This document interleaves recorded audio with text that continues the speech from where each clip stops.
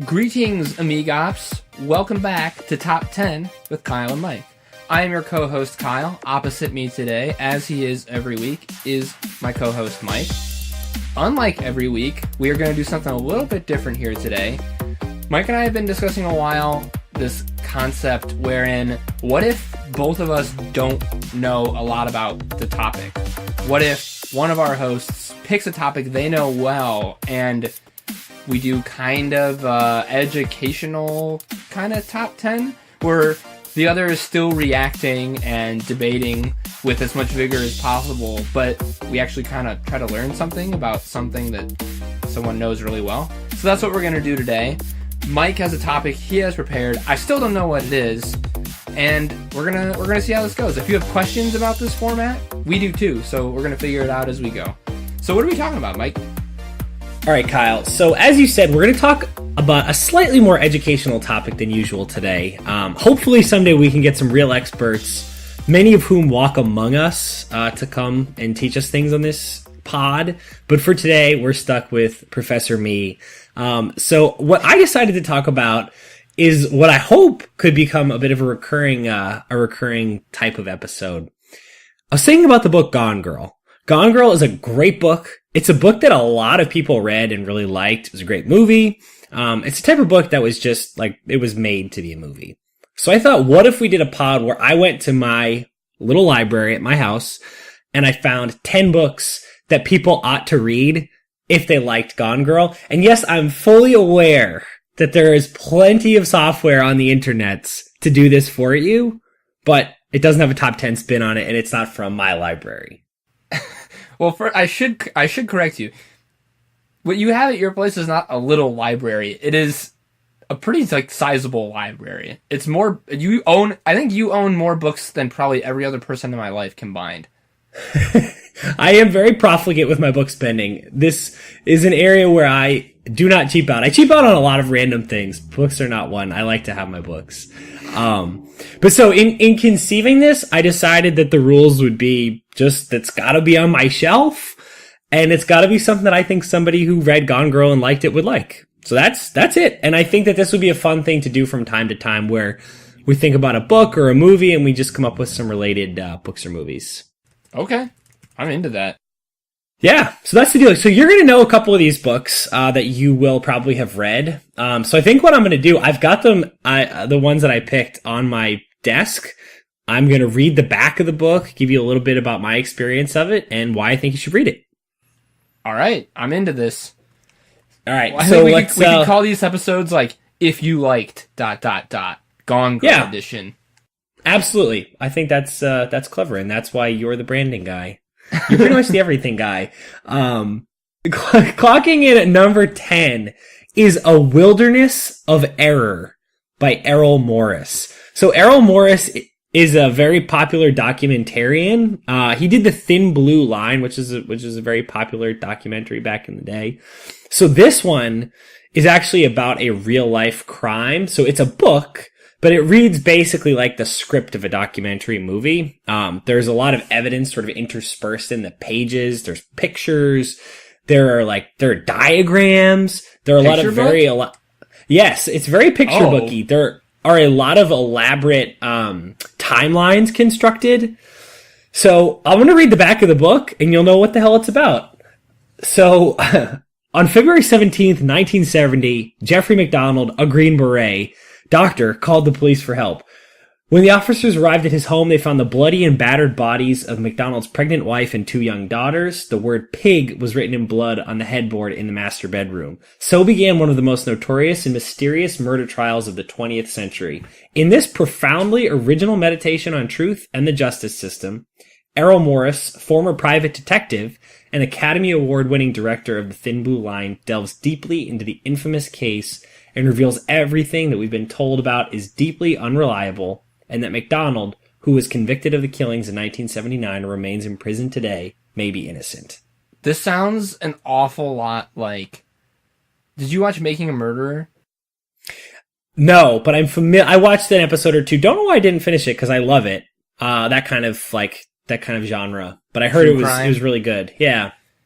This is interesting. So you said A Wilderness of Error, not A Wilderness of Errol, correct? Isn't that the author's name? Correct. It would be very self-referential to call it that.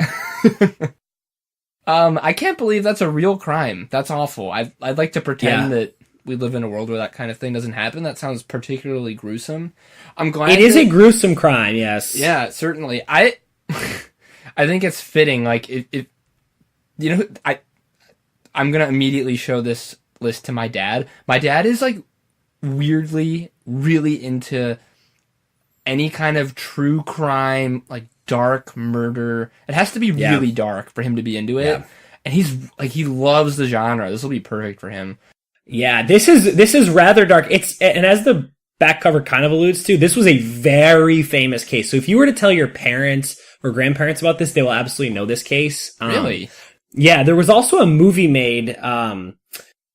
It's probably listed somewhere here, but there was a very famous TV movie made that very strongly implicates this guy, Dr. Jeffrey McDonald, in the murder in a way that the book kind of reveals to be more complicated than you might think. It's a very interesting book. It explores a lot about what happens when things go wrong in the justice system and we kind of anchor to one particular story. Really interesting. And it also kind of thinks about, does being a bad person mean that you're a criminal? The answer to that question is obviously no, but that's not always the way it plays out. If you're a bad person and you happen to be accused of something really bad, you're in trouble. Yeah, that's interesting. Huh. Yeah. Okay. Yeah, I love picture books, so this is definitely going on my list. There are many pictures, and I love books with pictures. I actually can't read, so this was perfect. It's a perfect one. This is not a great top 10 to be reading to an illiterate fella named Kyle, but generally speaking, we'll get through this. All right, so number 9 is the Magpie Murders. So this is if you're into the lighter side of things. Well, I absolutely agree because I hate magpies. I say kill them all. Yes, this book, I'm not even going to read the back. It's about a wanderer, a drifter, who goes from town to town killing magpies. It's very satisfying. No, I'm busting your balls. Oh. No. So this one is from one of my favorite writers, and a writer who some of you out there will know, a guy named Anthony Horowitz. So Anthony Horowitz is the writer of the Alex Rider stories. So Alex Rider, I knew that somewhere. You sure do. So Alex Rider is this basically kid James Bond. So he wrote this very successful series, Stormbreaker, Skeleton Key. There's a number of really good novels that he wrote. So Anthony Horowitz is kind of a hired gun. He writes like these kind of pulpy books, but is a terrific writer. So Magpie Murders is a great book if you want to read something pulpy and mysterious like Gone Girl, but not nearly as dark. Really well written. It's a quick read. There are many layers to this one. It's a really good book. I'm into it. Do we think reading the back cover is a little bit too much? Seem a little long? It's your topic, so I'll leave it up to you. I guess my question is this. Does the back cover explain why it's called a magpie murder? Because that is something I would like to know.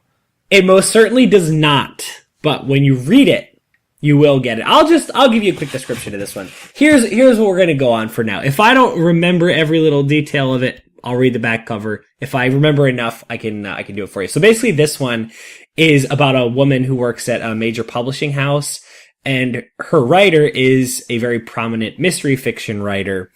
And after he submits his last manuscript, he dies under sort of mysterious circumstances.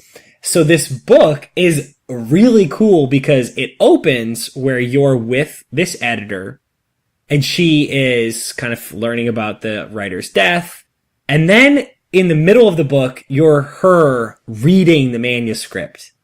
So the broader setup is this very modern sort of detective story. In the middle is basically an Agatha Christie. So Anthony Horowitz basically wrote 2 books in this because the manuscript she's reading is a full novel. So this is a really cool, really well-crafted book. It's a good one. Okay, neat. I'm a little disappointed that it's not about murdering actual magpies, but I should explain my hate of magpies. When we were studying... Yeah, I would actually really like to hear how one comes to hate magpies so much. Have you ever heard of magpie?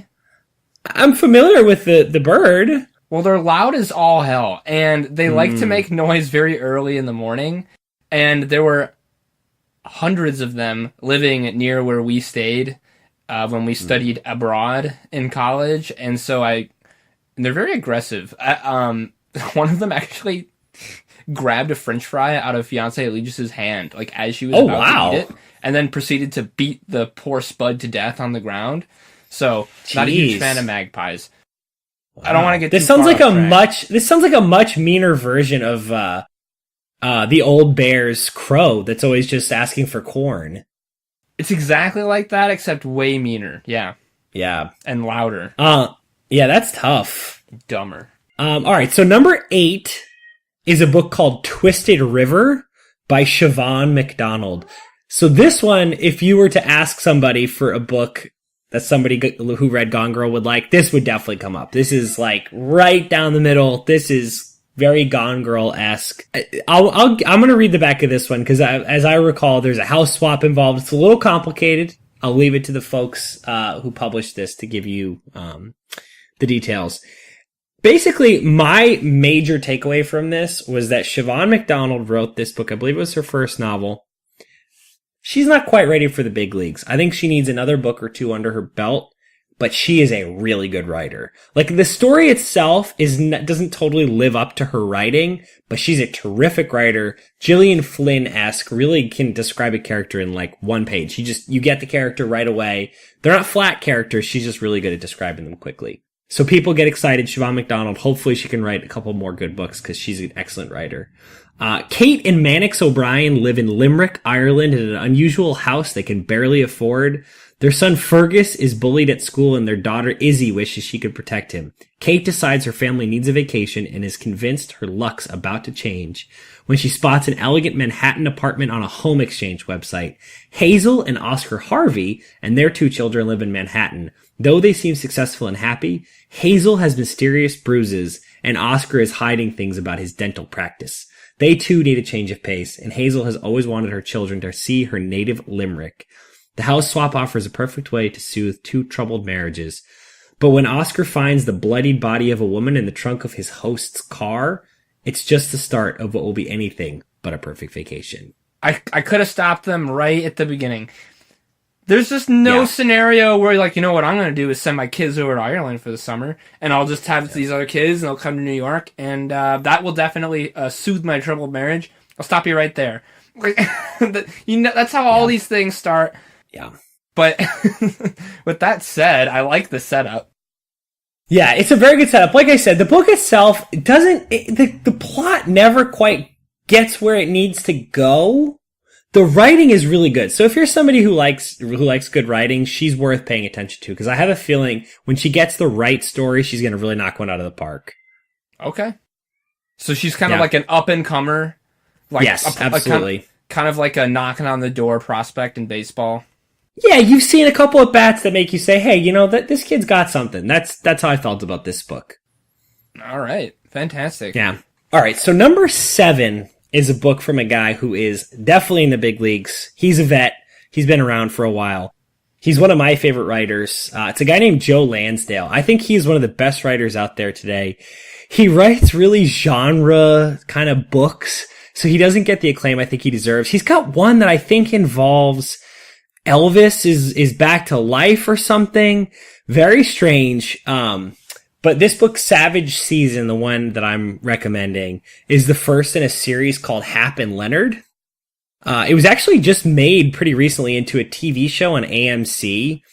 So it stars Michael K. Williams, who listeners may know as Chalky White from Boardwalk Empire. They may know him as the great sayer of the line, "You come at the king, you best not miss," from The Wire. You might know him as that guy from The Night of, the boxer. He's great. So Savage Season is the first in this set of stories about Hap and Leonard. Read anything by Joe Lansdale if you like Gillian Flynn, because what makes Gillian Flynn so good is that she's just a really quick, propulsive writer. She's just fun to read. And that's Joe Lansdale. He writes, this book I looked online, it's 178 pages. Oh, wow. And the plot is legit. There's actually a plot, there's characters, and it's done in 178 pages. The guy writes like 2 books a year, and they're always really good. This sounds more like Agatha Christie style, kind of like pocketbook to have, kind of like in your handbag to pop out, or is it maybe not quite as not pulpy, but well, no, it's pulpy. It just it surprises you when you read them. They end up hitting you harder than you expect. I'll read the back so you can get a sense of kind of what the hell's going on in these stories. A rip-roaring, high-octane, Texas-sized thriller featuring 2 friends, 1 vixen, a crew of washed-up radicals, loads of money, and bloody mayhem. Hap Collins and Leonard Pine are best friends, yet they couldn't be more different. Hap is an East Texas white boy with a weakness for Texas women. Leonard is a gay, black Vietnam vet. Together, they stir up more commotion than a firestorm, but that's just the way they like it. Sounds like me and you. It does. So when an ex-flame of Hap's returns promising a huge score, Hap lets Leonard in on the scam, and that's when things get interesting. Chock full of action and laughs, Savage Season is the masterpiece of dark suspense that introduced Hap and Leonard to the thriller scene. It hasn't been the same since. So he is a really terrific writer. He's written a couple others that I really like. One's called The Bottoms. One's called The Thicket. He wrote one that got made into a movie somewhat recently with the guy from Dexter, called Cold in July. Okay. So he's an excellent writer. I would recommend this to anybody who liked Gone Girl. Savage Season, terrific book.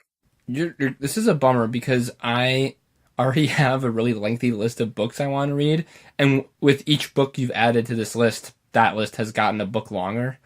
Yeah. Well, hopefully I can do this service for all of the listeners and screw with their lives by recommending too many books. All right. I assume you had not prepared a not top 3? I did not prepare a not top 3. I did not. Books you will not like if you really liked Gone Girl. The Cat in the Hat by Dr. Seuss. Yeah, I'm looking at my book list right now. You probably wouldn't like Tom Brady versus the NFL. Probably not. I did like that one, though. Question-based selling. Probably not great for you Gone Girl readers out there. And I'm gonna say A Fine Balance. Probably also not gonna like that one. Is that like literal fines?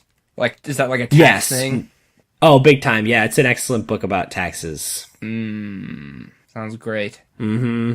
Okay, well, that's a fine top 3. Yeah, that's the deal. All right, so clocking in at number 6. This one, it kind of feels a little bit like cheating. I don't think it's cheating, though. So number 6 is Dark Places, which is also by... Yeah. So have you read Dark Places?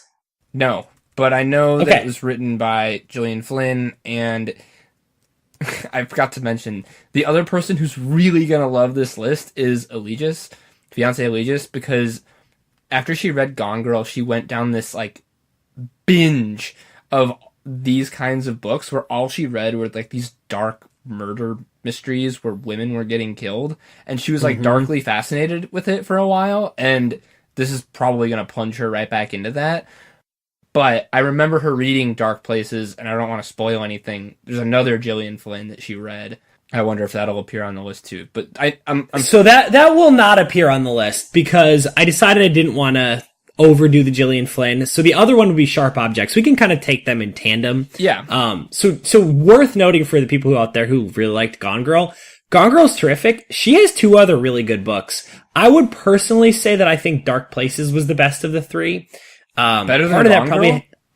I thought it was better than Gone Girl, yes. Wow. I thought that Sharp Objects was a little bit tougher of a read, partially because the central conceit is it's very tough to get through. A big part of this is that the main character it cuts herself, and in very, very disturbing ways. That was just tough to read through. Yeah. But the plot is just fascinating. All these books, what I think is really cool about Gillian Flynn is that she is decidedly a female writer of female characters, but she does so in a way that really reclaims what women can be in this sort of fiction, because traditionally speaking, women haven't really appeared much as the as the protagonists of mystery fiction. They're usually in sort of the damsel in distress position. And in cases where they are one of the protagonists, they typically appear in a much more genteel fashion. But in these cases, these are just regular old women thrown in tough situations who kind of tough it out. And it's really cool because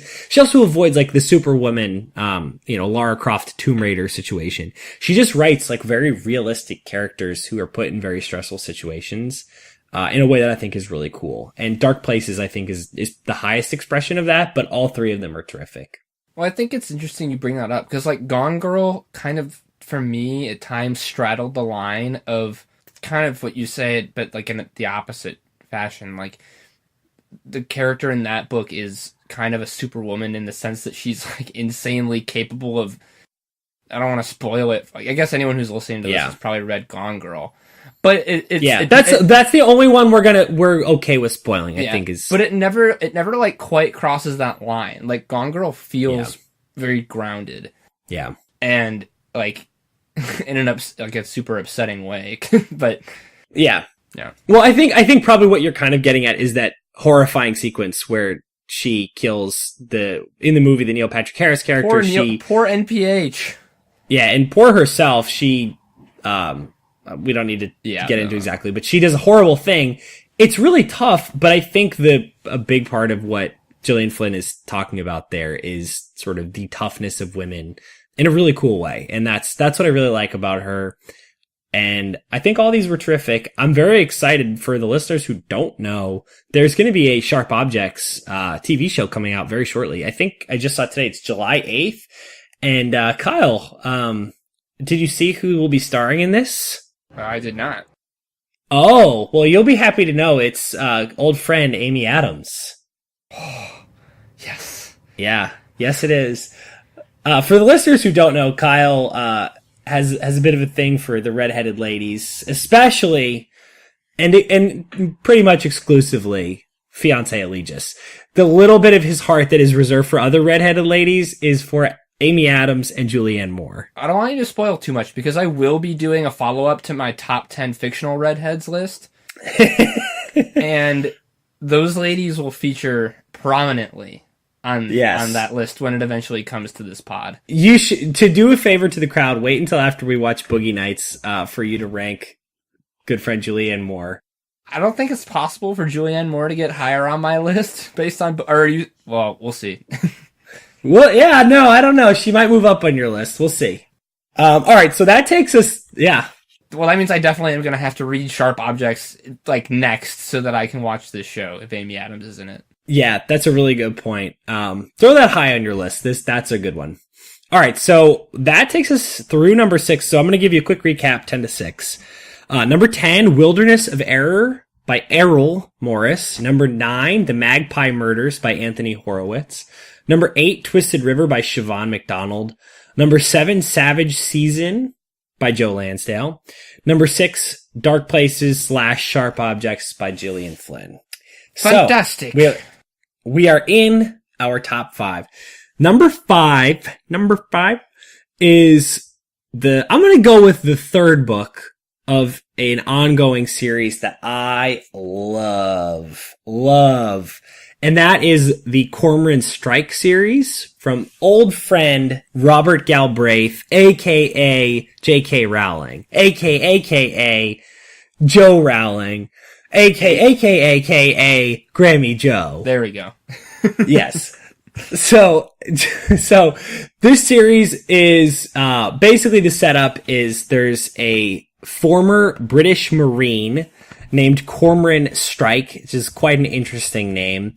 And he is joined by his assistant, whose name is Robin Ellicott. And together they solve crime. And it is a wonderful series. So the first one, which is Cuckoo's Calling, which a lot of people probably heard about, was very good. The second one, The Silkworm, was good. Career of Evil was outstanding.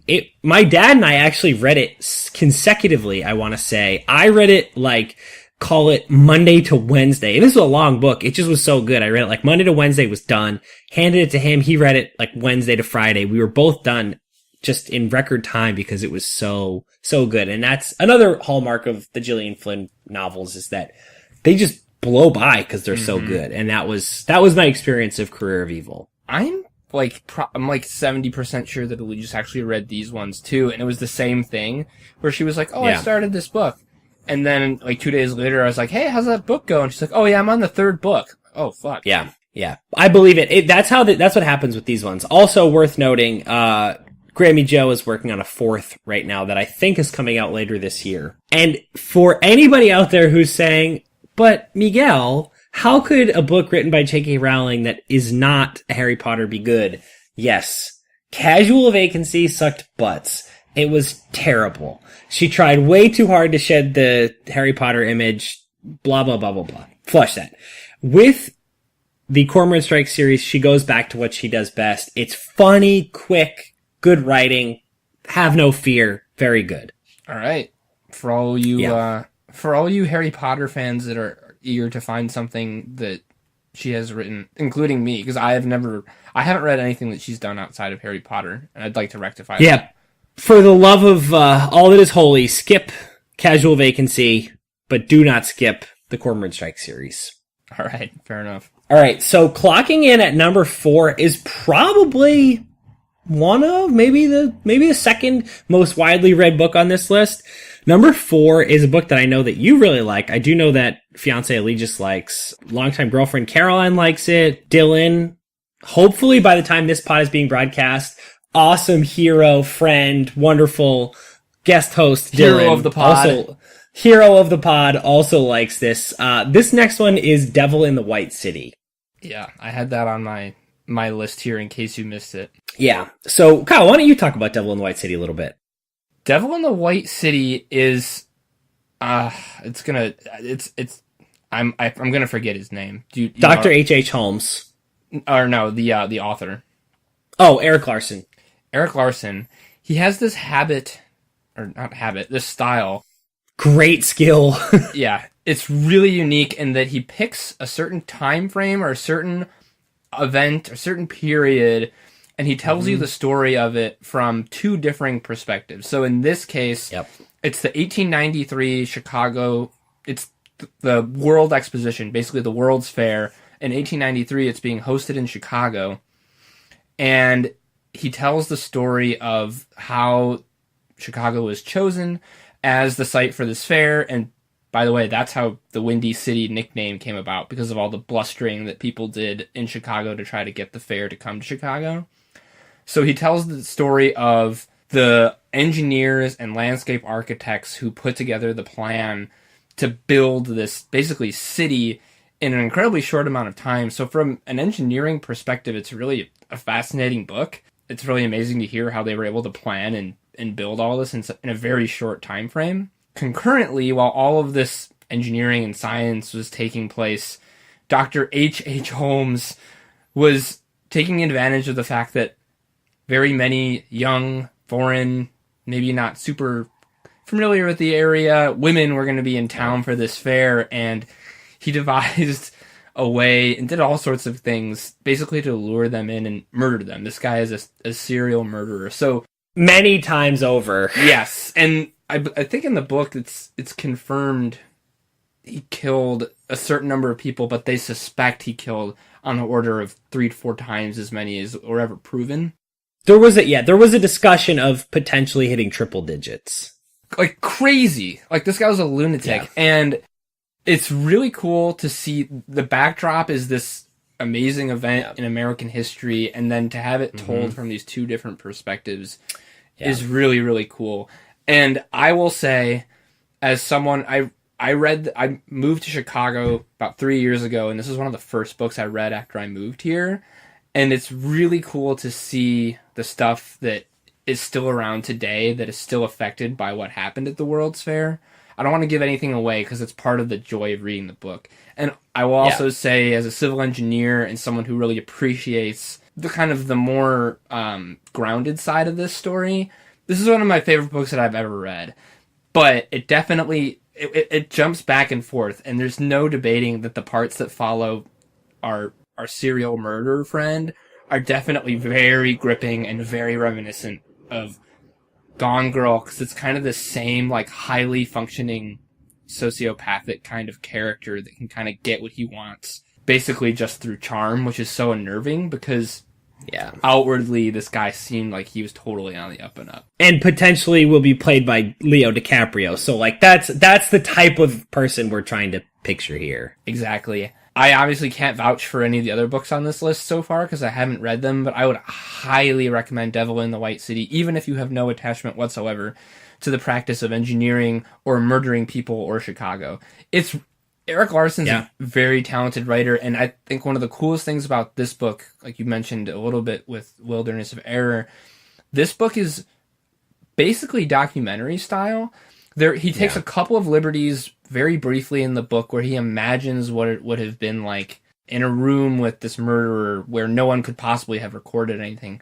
But the rest of the book is based on documented facts and witness accounts, newspapers, journals, diaries, letters, all of that. But he writes it like a narrative. It's really, really well done. I can't recommend this book highly enough. Absolutely. And if you happen to start going down that rabbit hole, I'm looking at several of his other books, and they're all just as good, and they're all structured similarly. I know you read Thunderstruck, right? No, I have that book, and I just haven't read it yet. Okay. That's on my list. Sorry, Kyle. Throw more on Kyle's list. But at any rate, yes, Eric Larson is terrific. A lot of the things that make Gillian Flynn such a good writer are things that Eric Larson does quite well. So definitely worth a read. It has the Kyle stamp of approval. 2 thumbs way up. Thumbs way up. So that is through number 4. So that means it's time for some honorable mentions. Is that right, Kyle? That's right. Booyah.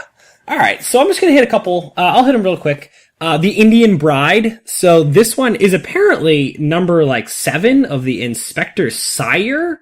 I don't speak Norwegian, so I'm not totally sure. But at any rate, this, I guess, part of a series. Just a really good book. The folks in some of the Nordic countries have really, really used their free time in the dark to write some really screwed up stuff. And this is no exception. Basically, this very lonely Norwegian guy ends up finding a woman on the internet, meets her, and things don't go so well. Okay. So that was a very good one, worth a read. I have listed here Sharp Objects, another good one to take a read. We discussed that one. One that I read recently that was made into a movie that apparently was not very good, unfortunately, because it had the great, the wonderful, the large wienered Michael Fassbender in it. This one would be The Snowman. So this is also part of a series, the Harry Hole series, which is just truly a terrible name, but a really good book. This was another one that I read so quickly because it was so well written and was really quick. Very Sherlock Holmesy in the characterization. Just very good book. Worth reading. Another one to read if you like kind of thinking about the human psyche, and trying to dive into why somebody would do something terrible. And obviously, as you read Gone Girl, there are a few of those. So this is a good one. It's Hyde. So it's by Daniel Levine. It's a modern take on Dr. Jekyll and Mr. Hyde. So this one kind of goes more deeply into the thinking of Hyde as this process is going on. Really good book, really well written, fun, kind of spooky. It's a little bit more of like a spooky type book than Gone Girl, but I think it's adjacent to what makes Gone Girl so good. I don't know why this one is batting cleanup, but this was just one that I also thought would kind of fit with the folks who would like this, which is The Physic Book of Deliverance Dane. So this was one that Caroline recommended to me. Yeah, this was a funky one. So basically this one is about a researcher in the Massachusetts area near where the Salem witch trials occurred, who is doing some research and kind of slowly starts to realize that she has some more connection to the witch trial than she expected. I think this was a big Oprah book, I want to say. Yeah, maybe. Probably. I don't remember totally, but I think that's probable. I think that's kind of what I remember. But really good one. So actually, I take that back. That's not going to back clean up. The last one I want to mention on the honorable mentions is a book called Indian Killer. So this one, 2 books with the word Indian in it. One referring to a person from India. This one referring to a Native American. So this is a book by a guy named Sherman Alexie. who's a terrific writer. He's written a lot of really interesting books. One called Reservation Blues that was really popular, but this one is about a very poorly named serial killer because he's called the Indian Killer, but he's not killing Indians. He is an Indian, so very poorly named. Yes, but so basically, it's kind of this like weird the Indian Killer. Right, exactly. It takes place, I want to say it takes place in Seattle, but basically what's happening is this Native American is killing white men and scalping them in the modern day Seattle. And it's a really interesting book. It was written in the 90s, at a time when Native American rights were kind of a real kind of simmering topic. And it's a really angry, really interesting, thought-provoking book about racial violence. Just really good. It's in a similar way to Gone Girl. It takes a very pulpy, kind of predictably twisty, if that's possible, which I think it is. You don't know the twist, but you know it's gonna be twisty type story, but surprises you by telling something that's a lot deeper and more thought-provoking than you thought. So that's the final one on the honorable mentions. Okay. So, our top 3.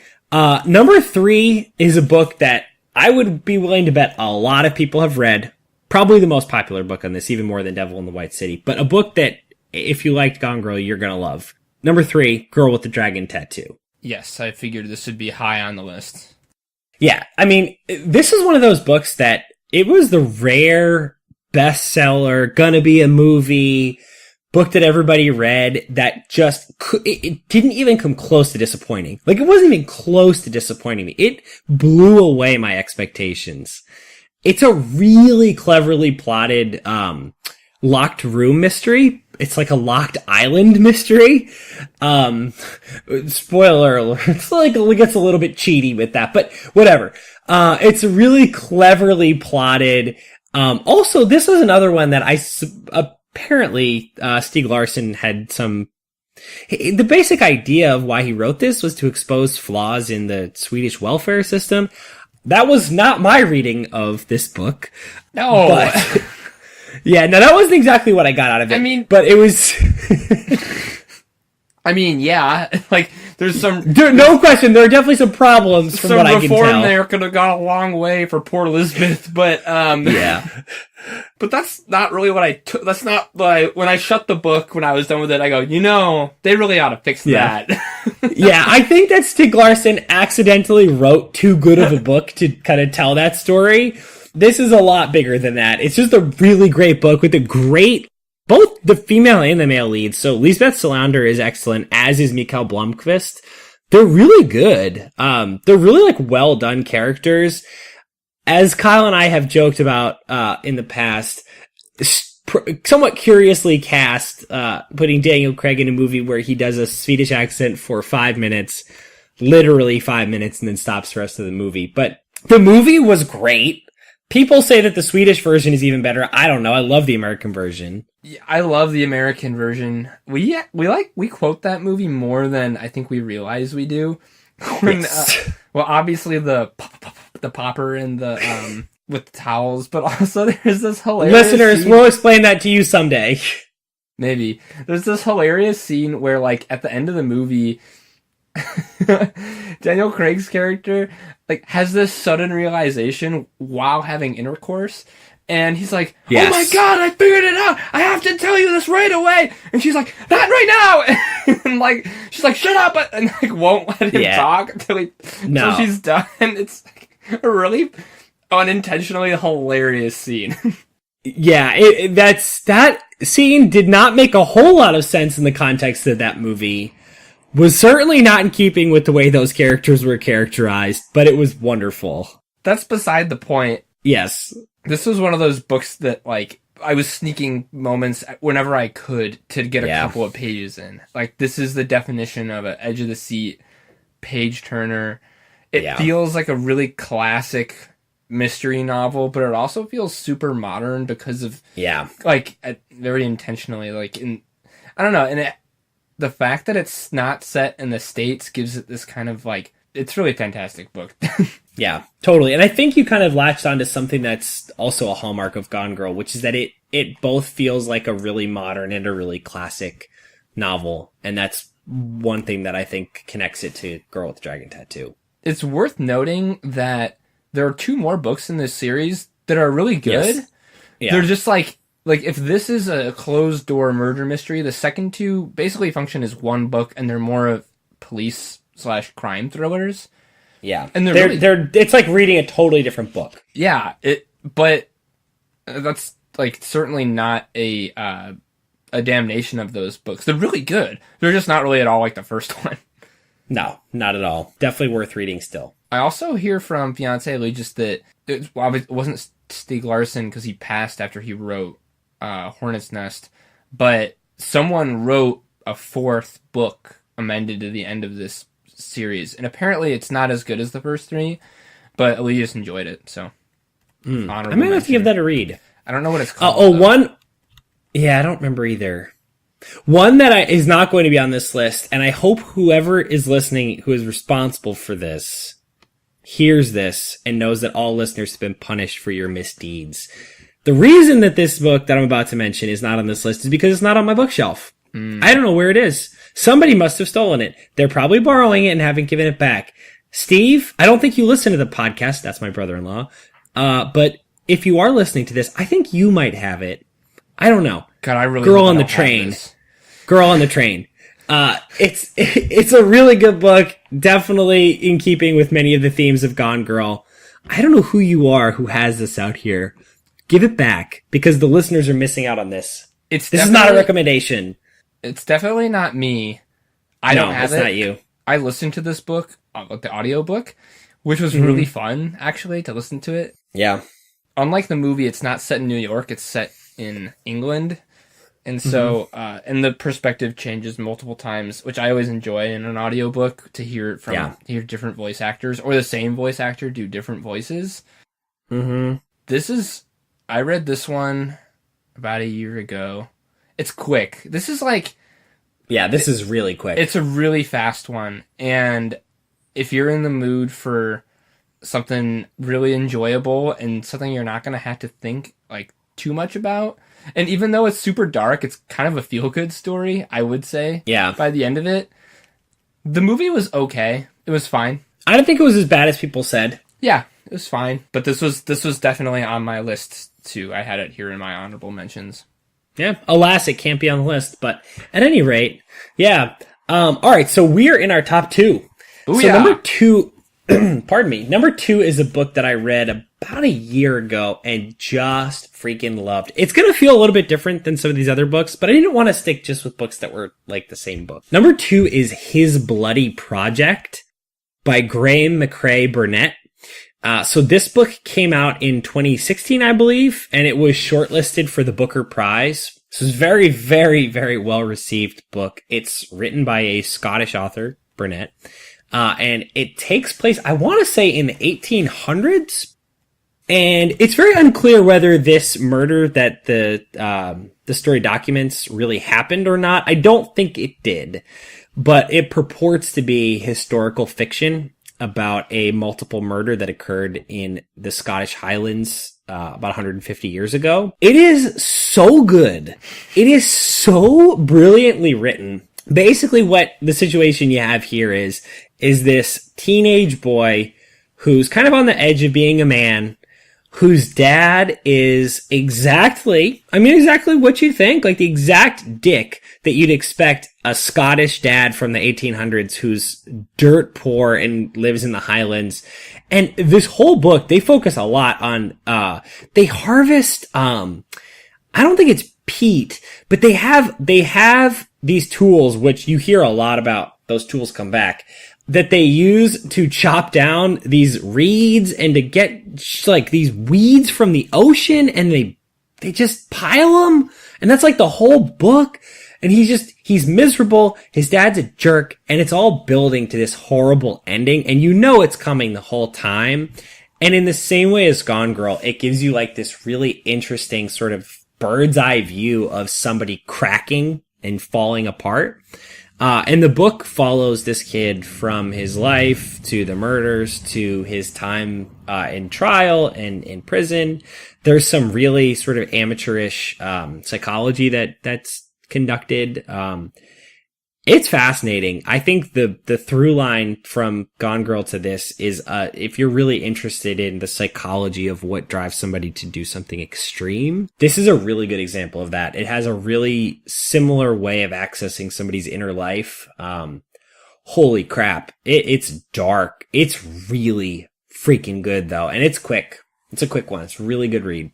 I'm for sure going to have to recommend this to my dad. This like fits right in the middle of his Venn diagram of really dark murder stories. And also ever since he saw, what the hell is it called? It's a really shitty movie with Amy Adams where like they go to Ireland or something. Yes, I've seen it. She gets married and it's like they have Year. the honeymoon there. Yes, Leap Year. That's the one. It's a redonkulous movie. I remember them sleeping in beds in a horrible Irish cottage in the really cold. My dad has an irrational love of Leap Year, and I feel like that's amazing. He bought a movie. Like he doesn't buy anything, and he bought a movie. He owns the movie poster for Leap Year. He's obsessed with it. And stop. That's not true. You just made that up. Like I'm serious. And so, like, he loves Leap Year, and he loves really dark murder mysteries. So, a dark murder mystery novel that takes place... I understand this is Scotland and not Ireland, but that part of the world... Yeah. I'm, like, as soon as we are done here, I'm texting my dad. Wow. He'll be very giddy. Who the hell knew? Yeah. It's one of his weird things. Wow. That is an interesting thing. I like that. Yeah. All right. So, we are on to number one on the list. So number one is a book called Case Histories by Kate Atkinson. So it doesn't actually have a plot summary on the back, and I don't want to get too into the plot because it's tough to kind of go into it without giving away too much, but I'll read the quick little blurb they have on Wikipedia. It introduces Jackson Brody, a former police inspector and now private investigator. The plot revolves around three seemingly unconnected family tragedies: the disappearance of a 3-year-old girl from a garden, the murder of a husband by his wife with an axe, and the apparently motiveless murder of a solicitor's daughter. For those of you non-Brits out there, that's a lawyer. So that also, spoiler, might be a top 10 at some point. So this one, British phrases that I really like. It'll be like a slightly self-indulgent pod, but we'll do it when I'm feeling down. At trivia the other day, it's worth this tangent. One of the questions was, it gave you 3 words, and to get the answer right, you had to provide the extraneous letter that British people spell that word with. Oh, stop. Didn't do pajamas. They couldn't have. No, unfortunately not. But we were there with Jameson and Tal's boyfriend Joe, who literally just got back from studying abroad in London, and so we nailed that question. We still came in last, but we got that one right. Well, I'm happy you got that. Yes, me too. Please proceed. So Case Histories is a terrific book. This is a book that you should read if you like books, reading, humanity, stuff. I'd say pretty much anything. This is a really good book. I was looking through to see if there were any like notable awards or anything on this. So I don't know if it actually won any awards, but Stephen King referred to it as the best mystery of the decade. Oh, fuck. And yeah, the reviews on this are ridiculously good. Let me just find one. This one from People: each character is multi-layered and none gets short shrift, but just as gratifyingly, each case is a real mystery with twists, surprises, and intriguing resolutions. We have delightful, strange, funny, and absolutely right. It was listed as one of the best books of the year by the San Francisco Chronicle, Entertainment Weekly, Boston Globe, Kansas City Star, Salon.com. It's crazy. This one I gotta read. The mysteries are as satisfying as anything dreamed up by Raymond Chandler, a wonderful writer in his own right. But the beauty of the novel lies in its spot-on characterizations, pitch-perfect observations of contemporary culture, and a sharp, wisecracking narrative voice. This book was so good. It was so sad. It was so impactful. It's such a good read. I really couldn't recommend it more highly to anybody who's looking for a really good mystery in the vein of Gone Girl, where they want to feel a lot of the things they felt most strongly at the best parts of Gone Girl. You feel a lot throughout Case Histories. So, question I have for you. I am currently in the process of vetting some potential books for my office's book club. Are there any books on this list that you would recommend for a professional setting? That is such a good question. Let me take a quick look.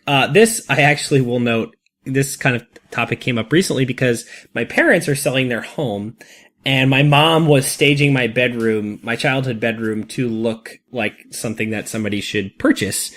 And she had put a couple books out, and I noticed, I was like, Mom, I don't know, we might want to take that book called Medical Apartheid off the shelf. I'm not sure that's going to play super well. Who knows who's going to buy this house? Let's take that one away. So we got to be careful with the setting. I would say that the Magpie Murders would be very work appropriate, and definitely a crowd pleaser. So that's the other element. I think that would be a real crowd pleaser. Devil in the White City, obviously would be very work. That was one of the first ones we read for this book club because I work with a bunch of people that live in Chicago and are engineers. And are engineers, yeah. Those are strong things. Dude, I'm looking through the rest of this. There is a lot of sex and violence in these books. Yeah. A couple of the things that really connect it to Gone Girl. But Magpie Murders is probably the one. Okay, perfect. That's all I needed, just one. Yeah. Cool. So that's the list as I put it together. Those are 15, including honorable mentions, I think. Books that I think Gone Girl fans would love. I think what we should do is not debate this order at all, because I think you've just put this list together. I think to end it, if you don't mind, I'll throw in a couple of books that I think people would like if they had read Gone Girl and enjoyed that. Yeah, let it rip. So, speaking of Stephen King, I read a book of his. It came out a couple years ago called 11/22/63. Oh, I know you love this one. Oh my god, I loved it. It was a beautiful book, and not quite as off the rails as a lot of other King's works go. Basically, it's a dude that time travels to prevent the assassination of JFK. It's really not that. It's not nearly as dark as Gone Girl. But I think there are a lot of similar elements, and it's also just a really pleasurable read. And it's kind of weird to say that it's a murder mystery because, I don't know, there's a lot of controversy surrounding that particular event in history. And this book is a really interesting, fictionalized way to look at that whole thing. Mm-hmm. And King's been doing this for such a long time. I think he's really got it down, and I really like this one. I never watched the show with... Was it James Franco? I think it was James Franco, but I probably should have, because I love this book. Yeah. A book that you and I both read and loved, American Gods. I think... Yeah. It's not a murder mystery, but I have a hard time thinking that anyone that read Gone Girl wouldn't really enjoy it. I don't know. I think the only reason I'm putting it in this grouping is because it's got this unsettling kind of dark aura around it, and it's definitely extremely supernatural. So it doesn't quite fit the grounded murder mystery. But again, I think that's a book that's too good to not mention at some point if people are going to be looking for things to read. I'm with you on that. I think what's interesting is sometimes books that really aren't of the same genre just feel connected. Some of the books that I found myself thinking about, I'm like, I don't know why I'm thinking about this in connection with Gone Girl. It doesn't feel similar. It just, it is in some way. It's some way spiritually connected to it. Speaking of which, this next one, I don't know if I'd actually recommend anyone read this per se. I was on a bit of a classics binge and I read Turn of the Screw. Have you ever read Turn of the Screw? I have. That would be a terrific book for a Gone Girl fan. Yeah, it's more of a horror story. It's oftentimes credited with kind of not the invention, but the popularizing of ghost storytelling. Yeah. But for some reason it popped into my head when we were talking about kind of the feelings that you get when you read Gone Girl. I don't think Turn of the Screw is for everybody. It's an older book and it shows, but I really enjoyed it. And I'm cheating a little bit here, but I'm going to do it. 2 graphic novels that I think someone would enjoy. I know you've read both of them. Gotham by Gaslight is a really cool take on Batman and Jack the Ripper that takes place in 19th century England. And The Long Halloween, I think, is one of the best. I won't even say just graphic novels. It's one of the best things I've ever read. Yeah, it's amazing. And no spoilers here. It's even more connected with Gone Girl than you would think as you're reading it. So, I love The Long Halloween so much. Yeah, it's a great and one. The last one I have, and this would like open up such a crazy can of worms, but I'm going to do it anyways. There are a million movies and TV shows that you should watch if you liked Gone Girl. The only one, Yes. literally a million, but the one I want to mention here because it's among the best things I've ever watched on television is True Detective Season 1. Yeah. If you liked Gone Girl, you'll definitely love True Detective. I know it's off topic, but... No, it's not totally that topic, because now you know how you're baiting me a little here. If you're going to say True Detective Season 1, there are a few other shows we need to discuss really briefly. I think there are 3. I'll go in ascending order of greatness. Broadchurch, that one swept the UK by storm. It is, like Gone Girl, quick and sharp and dark and funny and a lot of different things kind of all wrapped up into one really cool package. Amazing. If you like David Tennant, the guy who played Bartimus Crouch Jr. In Goblet of Fire, you will love this. You will love the woman whose name I don't actually know, who plays Ellie Miller on the show, who you'll now know because she's in a bunch of stuff now. You'll love it. It's a terrific show. Another one is Happy Valley. This is one that longtime girlfriend Caroline and I just finished the second season of. Incredible. Explores a lot of social issues in modern day England, particularly the drug abuse problems that are going on in the UK. It's similarly features a very strong female protagonist in just a wonderful role. It's actually written by a woman, which is very rare for a television show about crime. It's really cool. Definitely a good one. But number 1 on this list of shows you should watch if you read these, if you like this book or this movie, is what I think I think I'm willing to declare is my favorite television show of all time. It's been one of the great viewing experiences of my entire life, is The Missing. The Missing season 1 talks about a British family that goes on vacation in France and their son Oliver goes missing. And it takes a few different timelines. It looks 2006 when he went missing, as well as I think 2012, which is the year that the father finds a new clue that might help crack the case. It also dips briefly into 2009, and it is just stunning. I don't even want to talk about anything else. It will hit you so hard in the gut so many times, so brilliantly, amazing. A lot like Gone Girl. All fantastic. Yeah. So sorry I pulled us away a little bit from what your intention was with books here, but... No, this is to help the peoples. I think we've just provided folks with a lot of content, and even if you get it to one of these things, hopefully you get something new that maybe you wouldn't have stumbled across otherwise and get some joy out of it. So absolutely. Do you want to go through your list of top 10 books that you would like if you liked Gone Girl? I would absolutely love to. All right, so number 10, Wilderness of Error by Errol Morris. Number 9, The Magpie Murders by Anthony Horowitz. Number 8, Twisted River by Siobhan McDonald. Number 7, Savage Season by Joe Lansdale.